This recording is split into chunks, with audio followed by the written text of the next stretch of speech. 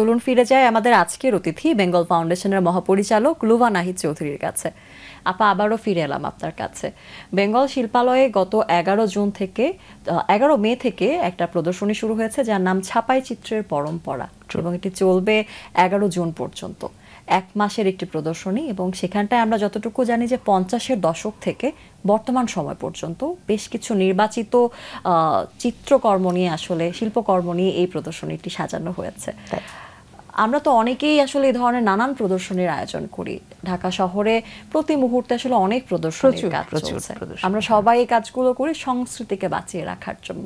ছাপাই চিত্রের পরম্পরায় আসলে ব্যতিক্রমী কি আছে যে কারণে এটিকে আমরা অন্য প্রদর্শনীগুলোর থেকে আলাদা করতে পারি? ছাপাই চিত্র জিনিসটাই একটু ব্যতিক্রমী অর্থে আমরা মানে আর্ট বলতে সাধারণত যেভাবে ক্যানভাস, রং, তুলি এসব একটা অনুষঙ্গ নিয়ে যা ভাবি, এই ছাপচিত্রের ব্যাপারটা একটু অন্যরকম।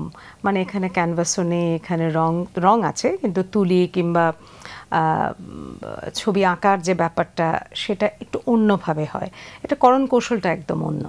তো ছাপচিত্র নিয়ে অনেক কাজ হয়, এবং আপনারা তো জানেনই সবচেয়ে বড় কথা যেটা চারুকলা অনুষদ ঢাকা বিশ্ববিদ্যালয়ে অত্যন্ত সক্রিয় ছাপচিত্র বিভাগ আছে, আরও নানা বিশ্ববিদ্যালয় আছে। পুরো বড় সময় ধরে যদি একটা প্রদর্শনী আয়োজন করা যায় তাহলে লোকে অনেক কিছু জানতে পারে যে আসলে 50-এর দশকে কেমন কাজ হতো, আস্তে আস্তে আজকে 2024-এ কেমন কাজ হচ্ছে। প্রযুক্তিও এসে গেছে, সেটাও এসেছে, অ্যাবসলিউটলি।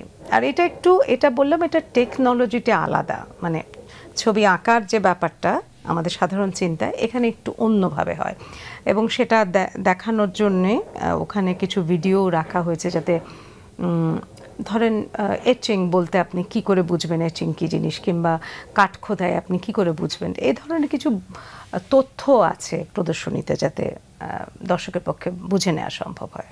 আমার তো খুব বেশি জানাশোনা নেই এই বিষয়টাতে। যখন কাঠখোদায়ের কথা বলছিলেন, কাঠখোদায় ভিন্ন এবং ছাপচিত্রটা তো আলাদা। ছাপচিত্রটার 3টে অংশ আছে, মোটামুটি 3 রকম করে রিলিফে করা হয়। ইন্টাগ্রাল রিলিফে মানে হচ্ছে, আমিও আর্টিস্ট নই, কিন্তু যেটুকু আমার বোঝাপড়ার মধ্যে, সেটা হচ্ছে নকশাটা উপরে থাকে, বাকি জিনিসটা কেটে ফেলে দেওয়া হয়, এবং রংটা সেটার উপরেই বসে, রংটা আবার কাগজের উপর নেওয়া হয়।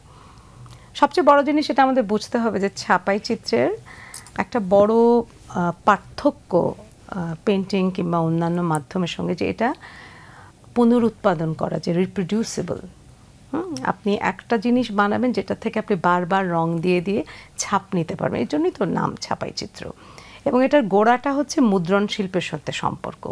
মানে যেভাবে মুদ্রণ শিল্প বেড়ে বেড়ে উঠেছে, সেভাবে ছাপচিত্রের এটা এক ধরনের উৎকর্ষ হয়েছে।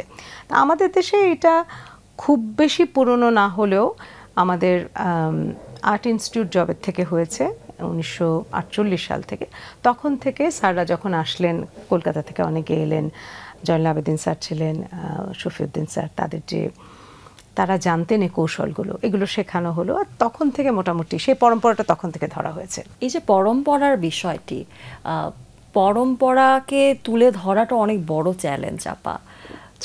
আবার এটা তো দরকারও, আপনি নিশ্চয়ই স্বীকার করবেন। আমরা অনেক সময় যেসব দুঃখ করি যে আমরা অনেক কিছু হারিয়ে ফেলছি, এটা কারণ আমরা পরম্পরাগত জায়গাগুলো চিনি নাই, কিংবা চিনতে চাইনি, কিংবা তুলে ধরা হয়নি। আমি চ্যালেঞ্জটা বলছি এই কারণে যে ঠিকঠাক পরম্পরাকে প্রজন্মের কাছে তুলে ধরা ইটস আ বিগ চ্যালেঞ্জ। কেননা বর্তমান সময়ে যারা আছে তারা ওই 40-50-এর দশকের সময় ছিলেন না।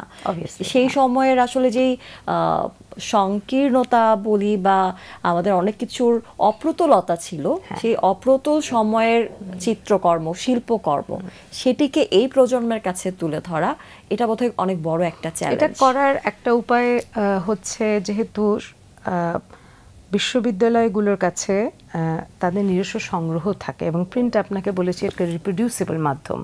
অর্থাৎ আজকে যদি আপনার কাছে সেই প্লেটটা থাকে যেটাতে 1956 সালের শিল্পাচার্য জয়নুল আবেদিন যেটা থেকে প্রিন্ট নিয়েছিলেন, আজকে আপনি আবার প্রিন্ট নিতে পারবেন সেটা থেকে। এটা হচ্ছে ছাপচিত্রের একটা মজার ব্যাপার। তো এই জন্য আমরা যেটা চেষ্টা করেছি, পরম্পরা নির্মাণ করাটা মুশকিল, কারণ সবার কাছে তো আমাদেরও একটা সংগ্রহ আছে, কিন্তু সেটাতে তো আর সবটা আমি দেখাতে পারছি না। তো আমরা সত্যি বলবো, আমরা ভাগ্যবান যে আমরা যাদের কাছ থেকে চেয়েছি, ঢাকা বিশ্ববিদ্যালয়, চট্টগ্রাম বিশ্ববিদ্যালয়, রাজশাহী বিশ্ববিদ্যালয়, জগন্নাথ বিশ্ববিদ্যালয় সকলে কিন্তু তাদের সংগ্রহে পুরনো সেই সময়কার যা যা প্রিন্ট ছিল তাদের কাছে, তারা কিন্তু সেগুলোই প্রদর্শনীর জন্য তারা আমাদের ধার দিয়েছে। সেভাবেই এই পরম্পরার জায়গাটা নির্মাণ করা সম্ভব হয়েছে। এই যে ছাপাই চিত্রের পরম্পরা শুরু তো হয়ে গেছে, ভিড় কেমন দেখছেন, বা যারা আসছেন তারা এই বিষয়টা আসলে কতটা গ্রহণ করছে? দলীয় প্রদর্শনীতে সবসময় অনেক মানুষ আসে, কারণ ধরুন 70-75 জনের কাজ আছে, সবাই যে আমাদের সঙ্গে এখন আছেন, অনেকে গত হয়েছেন, কিন্তু তারপরেও দলীয় প্রদর্শনীতে তাদের পরিবারের তারা নিজেরা আসেন, তাদের বন্ধু বান্ধব পরিবার, একটু বেশি ফুটফল হয়ই দলীয় প্রদর্শনীতে। তো এরকম আমাদের মোটামুটি যেহেতু একটু গবেষণা কেন্দ্রিক প্রদর্শনীগুলো হয়, গবেষণা ভিত্তিক প্রদর্শনীগুলো হয়, এগুলোতে সাধারণত এটা আমি বলবো ছোট, কারণ এটা সময়কালটা খুব বেশি না, 1 মাস,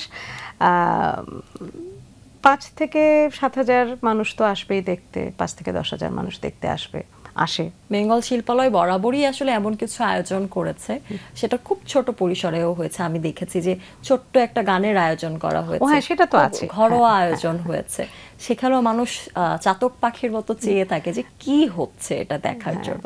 সেটা বড় আয়োজন হলেও মানুষ খুবই প্রত্যাশা নিয়ে থাকে। সেটা তো একটা যে শিল্প সংস্কৃতি পরিচর্যাকারী প্রতিষ্ঠান হলে একটা দায়বদ্ধতা থাকে যে আপনি জনগণের কাছে কি নিয়ে যাবেন। মানে এই প্রদর্শনীগুলো কিন্তু সেই কাজেরই অংশ, যে আমি কি উপস্থাপন করব মানুষের কাছে, যাতে সে তার শিল্প, তার সংস্কৃতি, তার ঐতিহ্য, তার কৃষ্টি, তার যে জ্ঞান আছে সেগুলো সম্বন্ধে জানতে পারে। এবং এই যে প্র্যাকটিসটা এখন কিভাবে হচ্ছে, আপনি যদি প্র্যাকটিসটা সবসময় লোকের সামনে তুলে না ধরেন, নতুন প্র্যাকটিস হবে কি করে? কিছুক্ষণ আগে আমরা একটি নাম নিয়েছিলাম, শিল্পাচার্য জয়নুল আবেদিন, আজ তার মৃত্যু দিবস। একটু জানতে চাই আপা, যে যেহেতু আপনি শিল্পের মানুষ, হ্যাঁ, না শিল্প জগৎকে নিয়ে আপনার শিল্পাচার্যের কথা তো আসলে তার কাছে জাতি কতটা ঋণী সেটা তো বলে বোঝা যাবে না। তাকে শিল্পাচার্য ডাকাই হচ্ছে সেই সব কারণে, কারণ তাদের দৃষ্টিটা আসলে ইনস্টিটিউশন নির্মাণ করা, প্রতিষ্ঠান গড়ে তোলা, সেটার জন্য ভিত নির্মাণ, এটা কিন্তু আপনি বললেন যে প্রদর্শনী আয়োজন সহজ না, ওই যে উনি একটা প্রতিষ্ঠান গড়ে তোলেন 48 সালে, আপনি ভেবে দেখেন যে সেই সময়ে তাদের কতটা ফোরসাইট ছিল, কতটা ভিশনটা কত বড় ছিল। তারা জানতেন যে এই দেশের জন্য এই কাজটা করা অত্যন্ত জরুরি। এবং আজকে আমরা ছাপাই চিত্রের প্রদর্শনী করছি, কিন্তু এই জিনিসগুলোর যে গুরুত্বটা তারাই কিন্তু অনুধাবন করেছিলেন। তারাই কিন্তু শফিউদ্দিন সাহেব ছিলেন, শিল্পাচার্য জয়নুল আবেদিন ছিলেন, তারা যখন প্রতিষ্ঠান গড়ে তোলেন, এই আর্ট কলেজ গড়ে তোলেন, আর্ট ইনস্টিটিউট, তারা কিন্তু জানতেন যে এই বিভাগগুলো থাকতে হবে, এবং উৎসাহী ছেলে মেয়ে পাওয়া যাবে, হয়েওছে। এবং আজকে আমরা যা দেখাতে পাচ্ছি ওনাদের কারণেই তো সেটা সম্ভব হয়েছে। এবং এই প্রদর্শনীতে সবচেয়ে পুরনো কাজটা আসলে আবেদিন স্যারেরই একটা কাঠখোদাই, এটা বোধহয় 56 সালে, আমি যদি ভুল না করি, কিংবা 40-এ শেষেও হতে পারে, সেরকম সময়ের একটা কাঠখোদাই। তো ওটা দিয়ে দেখানো একটা বিশেষ জায়গায় আছে প্রদর্শনীতে, যেখান থেকে আমরা দেখাচ্ছি যে কোথা থেকে শুরু, কোথা থেকে আর শেষটা তো নানা রকম হয়েছে। বিনম্র শ্রদ্ধা ভরে আমরা শিল্পাচার্য জয়নুল আবেদিনকে আজকের আয়োজনে স্মরণ করছি। অবশ্যই শিল্পের সূচনা এবং এই জগতের সূচনায় যারা অগ্রপথিক ছিলেন তাদেরকে নিয়ে আসলে আমাদের এই প্রজন্মেরও বেড়ে ওঠা হবে এবং আগামীতে এগিয়ে যাবে, বেঁচে থাকবেন আমাদের শিল্পাচার্য, সেটা আমাদের সবার প্রত্যাশা। রুমা, আবারও ফিরতে চাই ছাপাই চিত্রের পরম্পরায়। আগামীতে পরম্পরা ধরে রাখার জন্য দীর্ঘ পরিকল্পনার প্রয়োজন। সামনে আর কি কি কাজ আসতে চলেছে এই ছাপাই চিত্র নিয়ে? ছাপচিত্রের একটা মজা হচ্ছে যে, যেটা আমি বললাম যে এটা রিপ্রোডিউসিবল একটা আর্ট ফর্ম। আজকে এগুলোর আবার কিছু নিয়ম আছে, আপনি যখন এর রিপ্রোডিউস করেন তখন আপনাকে, ধরুন আপনি 10টা প্রিন্ট নিলেন, 15টা নিলেন, 50টা নিলেন, ওদের আবার নাম্বারের একটা সিস্টেম আছে, যাতে আপনি জানেন যে আপনি এটার কততম পুনরুৎপাদিত আপনি ইয়েটা নিতে পারলেন, এডিশনটা নিতে পারলেন।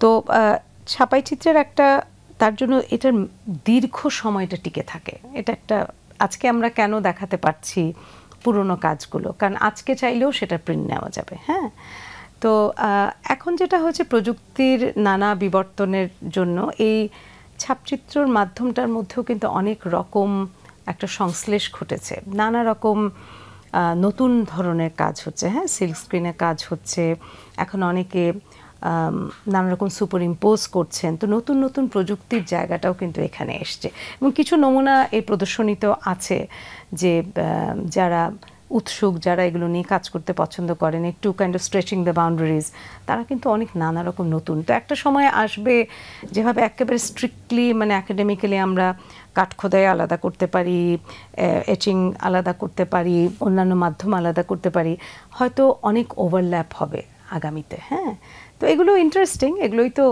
এগিয়ে যাবার পথ। তার বললাম তো কিছু নমুনা আছে, আগামীতে হয়তো আরো অনেক কিছু পাওয়া যাবে। জনসংখ্যা যখন বাড়ছে আমরা আসলে এটা দেখতেই পাই যে একটা অংশ অবশ্যই শিল্পের দিকে ঝুঁকছে। তো শিল্পের দিকে ঝুঁকছে যে মানুষ, সেই মানুষদের প্রত্যাশা পূরণ করার জন্য বা তাদেরকে আসলে প্রপার ওয়েতে সব প্রদর্শনীগুলো দেখতে দেবার জন্য ঢাকা শহরে আমরা সঠিক সংখ্যায় গ্যালারি পাচ্ছি কিনা। ঢাকা তো অনেক বড় এখন, মানে জনসংখ্যার দিক থেকে অনেক বড় হয়েছে।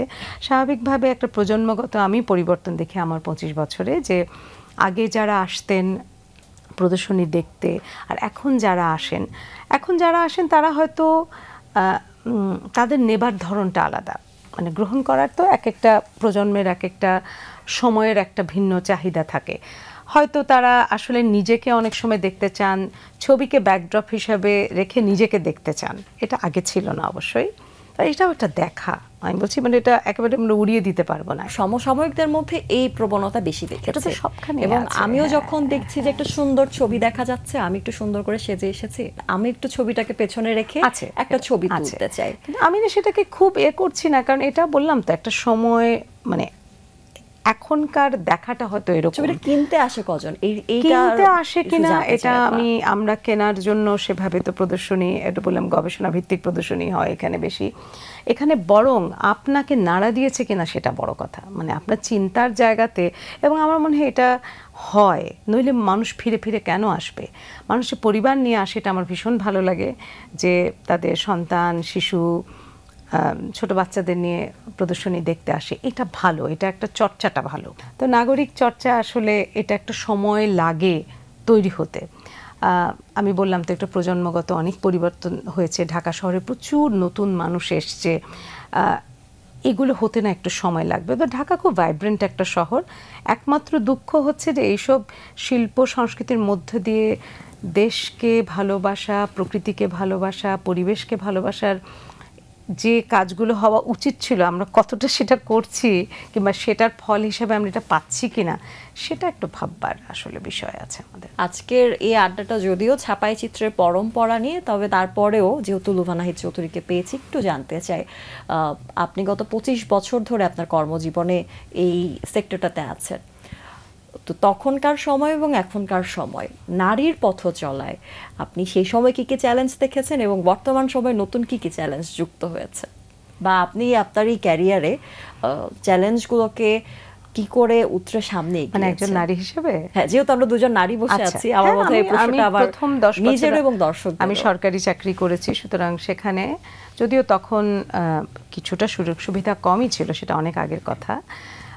পরবর্তী জীবনে আমার এটা ভীষণ ভালো লাগা ঢাকা শহরে, যে অন্তত আশেপাশে যা দেখি যে ঘর থেকে বেরিয়ে এসছে, প্রচুর মেয়েরা বেরিয়ে এসছে। এবং আমরা ওই বিচার করব না যে তারা তাদের পছন্দ মতো কাজ করছে। হ্যাঁ, আমার একটু উল্টো দুঃখ যে যখন সংখ্যা এত ছিল না, তখন এত চ্যালেঞ্জও ছিল না। এখন অনেক বেশি মেয়েরা যেহেতু বাইরে আসছে, কাজ করছে, কিন্তু সেটার জন্য যে সামাজিক নিরাপত্তা এবং খুব সিম্পল, মানে একটা ধরুন গণপরিবহনে যে একটা জাস্ট একটা ডিসেন্ট গণপরিবহনের একটা ব্যবস্থা, মানে এগুলো জিনিস আমরা আসলে নিশ্চিত করতে পারিনি। তো চ্যালেঞ্জটা সমাধান করা যেত বলে আমার বিশ্বাস। আমরা বোধহয় সেভাবে খুব মনোযোগী হয়নি, যে খালি বলেছি যাও কাজ করো, পড়াশোনা করো, কিন্তু তার জন্য তো আরও কিছু জিনিসও দরকার ছিল। আড্ডাটা বোধহয় অসমাপ্ত রেখেই শেষ করতে হবে। আড্ডা অসমাপ্ত থাকাই ভালো। ভীষণ ভালো লাগতো যদি আরো বেশি সময় ধরে আপনার সাথে আড্ডা দেওয়া যেত। একে তো হচ্ছে ছাপাই চিত্রের পরম্পরা নিয়ে আলাপ করছিলাম, প্রজন্মের কথা জানছিলাম, শিশুদেরকে নিয়ে আপনার ভাবনার কথা জানছিলাম, সেই সাথে নারী হিসেবে আপনার ভাবনার কথা অল্প একটু জানা হলো। ভীষণ ভালো লেগেছে লুভা আপা, আপনাকে ধন্যবাদ। সবশেষে দর্শকদের উদ্দেশ্যে যদি কিছু বলার থাকে। আপনারা আসবেন বেশি করে এই প্রদর্শনী দেখতে, গান শুনতে। আমাদের প্রত্যেকের মধ্যে আসলে একটা বিকশিত হওয়ার একটা সম্ভাবনা থেকে যায়, বিশেষ করে শিশুদের মধ্যে। আমি আশা করব তারা তাদের সন্তানদেরকে নিয়ে, তাদের ছোট ভাই বোনদের নিয়ে আসবে। দর্শক, এতক্ষণ কথা হচ্ছিল অতিথির সাথে, এবার সময় হলো বিদায় নেবার। আমাদের অনুষ্ঠান সম্পর্কে আপনার যে কোনো মতামত পরামর্শ জানাতে লিখুন এই ঠিকানায়। প্রযোজক দিন প্রতিদিন Banglavision, Noor tower, 110 Bir Uttam CR Dutta road, Dhaka 1205। Phone ৯৬৩২০৩০ থেকে ৪। আমাদের ইমেল অ্যাড্রেস dinprotidin@banglavision.tv। মার্কিন ক্রীড়া ব্যক্তিত্ব ববি নাইটের একটি উক্তি বলে বিদায় নিব আজ। তিনি বলেছেন, 40 বছর ধরে বাস্কেটবল খেলছি, অনেক কিছুই এই সময়ে বদলেছে, কিন্তু বাস্কেটবলের আকারটাই শুধু বদলায়নি। প্রিয় দর্শক, সবাই ভালো থাকুন, সুস্থ সুন্দর থাকুন। আজ সারাটা দিন সবার জন্য শুভ ও কল্যাণময় হোক।